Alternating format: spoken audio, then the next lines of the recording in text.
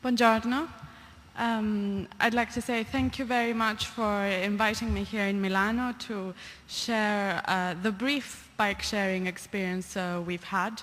We opened the scheme at the end of July this summer, so we have about 6 or 7 weeks of the scheme working and about 2 years of preparing for it to work. Before I go into my presentation, I'd like to give you a bit of political context into the scheme, using a quote from our mayor, Boris Johnson. He said, "I'm determined to turn London into a cyclized city."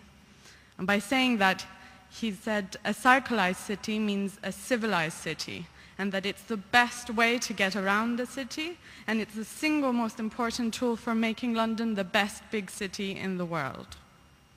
So that is what our team was trying to achieve when we started.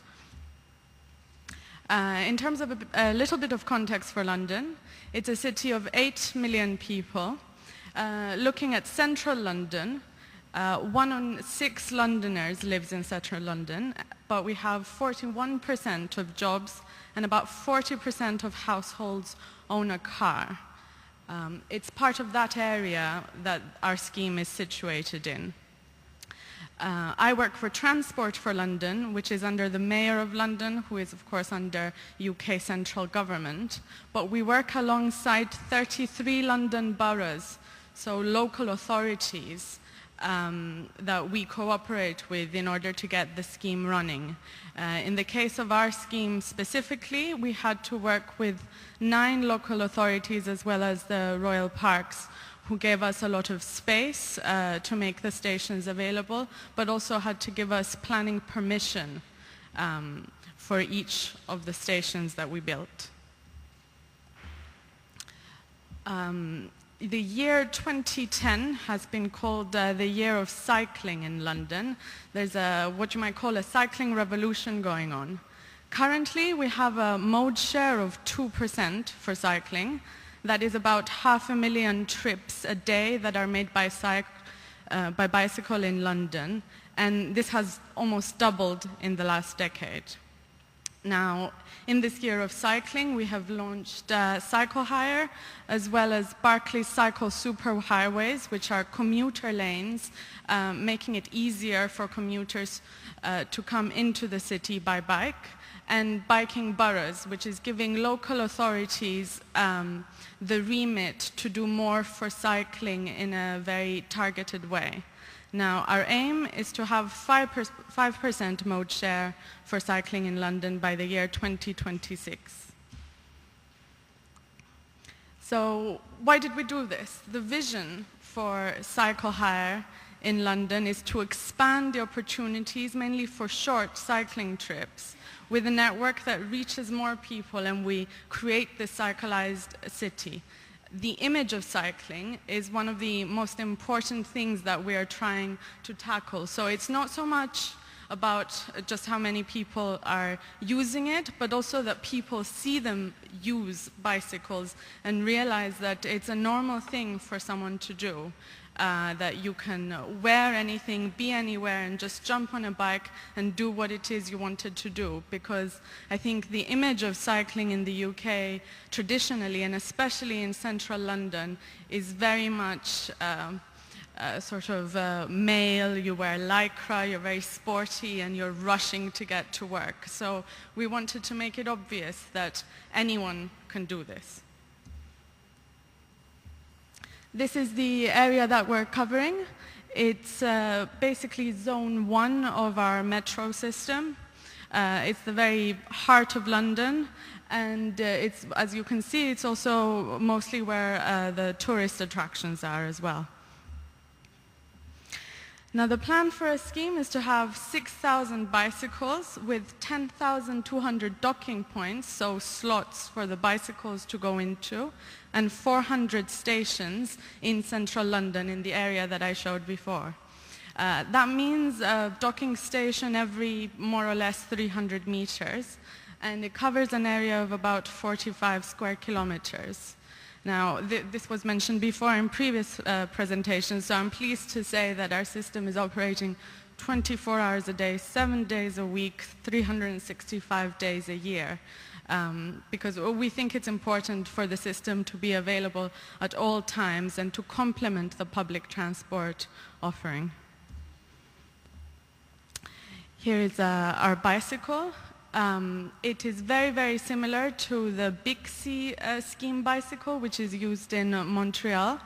We made several modifications. So, for example, the lights, which operate by dynamo, stay on for 2 minutes. We also added, you'll see at the end, another reflector, because we realized that if you wear a long jacket, the reflector that was under the saddle couldn't be seen. So we made a few tweaks, but it's essentially more or less the same bicycle.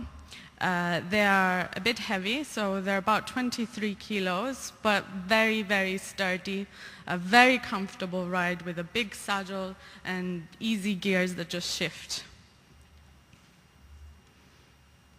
And this is it.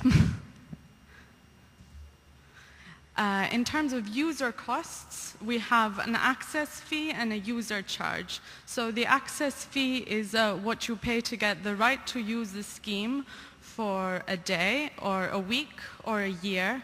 The yearly access fee is £45, which I think is about 55 euros today. And the usage charge is the charge that you pay per trip. So the first half hour of each trip is free. Up to 1 hour is £1, and then it becomes much, much more expensive until it's about £50 if you wanted to keep it for the entire day. The reason for that is because we wanted to encourage short trips. There's enough docking stations in the city so that you can pick up a bike, go to the shops, leave it in another docking station, and then when you come out, start another trip. And that is also one of the reasons why we didn't provide a lock. So if you need to leave the bike somewhere, you need to either watch it or ideally put it in another docking station. There are a few other charges as well to discourage theft. So for example, if the bicycle is not returned, there's a charge of £300. Now, we have opened with members only. Now, members are people who sign up either online or by calling our contact center. They have the option of being a member for just a day. But if you choose to auto-renew, it means that every time that you put this key that you see on the top in one of the docking stations, it recognizes that your account is linked to that key and you are telling it, please charge me another £1 for today, so you don't need to worry about it. Casual users will be available soon, hopefully sometime before Christmas, and that will allow anyone to just walk up to any station, go to the terminal, as you see that girl doing in that picture, and insert your credit card, choose again what kind of access you would like, whether it's for 24 hours or for a week. Choose how many bicycles you would like to take out, because you're allowed to take up to 4 bicycles, for example, for your family. And then just get a PIN number, which you insert at the docking point, and then you go. We're very conscious of the fact that one of the many concerns that's raised by cyclists and by the media in London is relating to cyclists' behavior and safety. So one of the things that we did is we launched a code of conduct which has words but also useful illustrations to show people what they should and shouldn't do when cycling. We also have a video to illustrate some safety examples and to help people gain some confidence, as well as we funded some additional training so that anyone who lives, works or studies in London can go to their local authority and request bicycle training. Now, this isn't just to learn how to ride a bike, but basically to learn how to ride a bike in a big city, in challenging conditions, so that you can gain some more confidence. Our operator is Serco.